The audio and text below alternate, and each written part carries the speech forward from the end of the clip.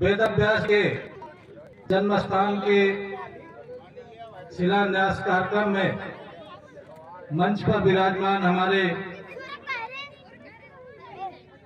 पूर्व के जिलाधिकारी आदरणीय नागेंद्र जी, उपस्थित हमारे के और ट्रस्ट के संरक्षक और हमारे भी संरक्षक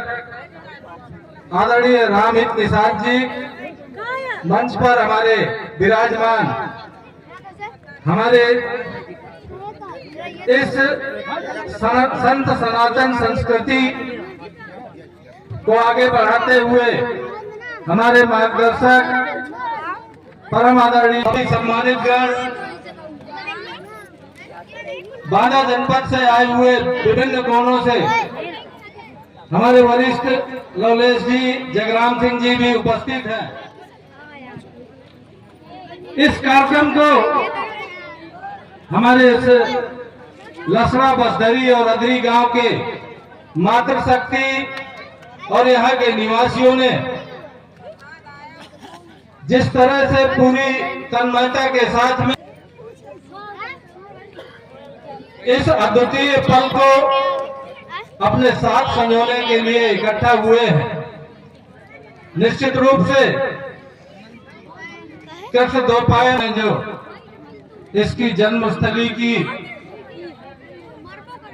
खोज को अपने सांसारिक जीवन में हम लोग उतारते हैं, ऐसे महर्षि का जन्म स्थान अपने इस बसदरी गांव में हुआ है। रेखांकित किया तो बांदा जनपद का ये लसड़ा और बसदरी का और अदरी का गांव जब इतिहासकारों को मिला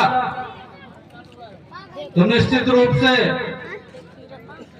इस इतिहास को धरातल पर लाने के लिए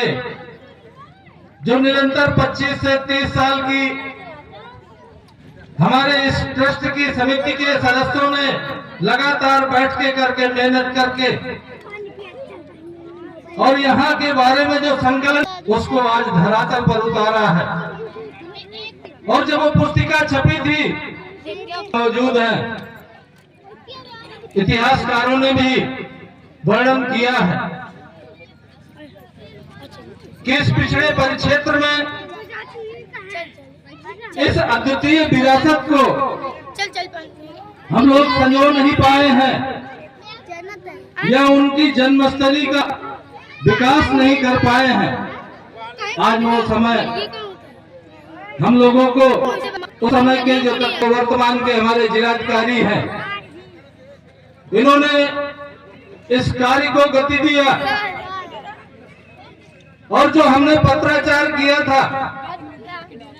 तो हमारे पर्यटन विकास अपने इस क्षेत्र का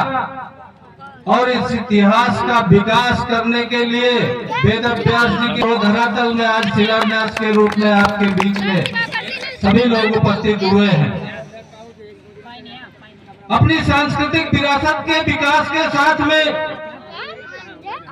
अपने जो क्षेत्र का पिछड़ापन था, यहाँ के जो मार्गों की स्थितियां थी, यहाँ का जो किसान सिंचाई से वंचित रह जाता था, यहाँ का जो भौगोलिक परिदृश्य था उसको परिवर्तन करने में, यहाँ को विकास की गति देने में उत्तर प्रदेश सरकार के यशस्वी मुख्यमंत्री आदरणीय योगी आदित्यनाथ जी ने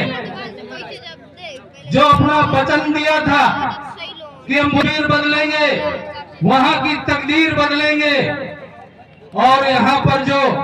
पिछड़ेपन का कलंक इन 70 सालों में हमारे ऊपर लगा था इसको हम दूर करेंगे। और निश्चित तौर पर जो आदरणीय मुख्यमंत्री जी ने कहा था कि हमारे बुंदेलखंड में यहाँ का व्यक्ति बाहर नहीं जाएगा बल्कि बाहर के व्यक्ति यहाँ पर कमाने के लिए आएंगे, ऐसा विकास धरातल पर होगा। निश्चित रूप से दिखाई भी देने लगा है कि हमारे यहाँ जो कृषि के परिक्षेत्र हैं, चाहे वह हमारा हमीरपुर जनपद हो, चाहे बांदा के तमाम परिक्षेत्र हो, हमारे पंजाब के तमाम किसान पर कॉन्ट्रैक्ट बेस पर खेती लेकर के यहाँ पर खेती कर रहे हैं और यहाँ का किसान भी मजबूत होने की स्थिति में निश्चित रूप से जो मोदी जी ने और योगी जी ने संकल्प लिया था कि किसान के साथ में जो अन्याय होता रहा है, यहाँ सिंचाई का संसाधन बढ़ेगा, यहाँ पर सिंचाई के साथ में यहाँ का खेत विकसित होगा, यहाँ का हर गांव विकसित होगा, हर क्षेत्र विकसित होगा। तो उन्होंने केन बेतवा लिंक परियोजना के माध्यम से ये पूरे जसपुरा क्षेत्र को ही नहीं पूरे बुंदेलखंड को सिंचित करने के लिए जो उन्होंने संकल्प लिया, तो निश्चित रूप से हमारे पैलानी के बगल में एक बड़ा बैराज बन करके तैयार होगा, जिससे पाइपलाइन के माध्यम से ये सिंचाई का साधन मिलेगा और हमारे खेतों में पानी पहुंचेगा तो हमारे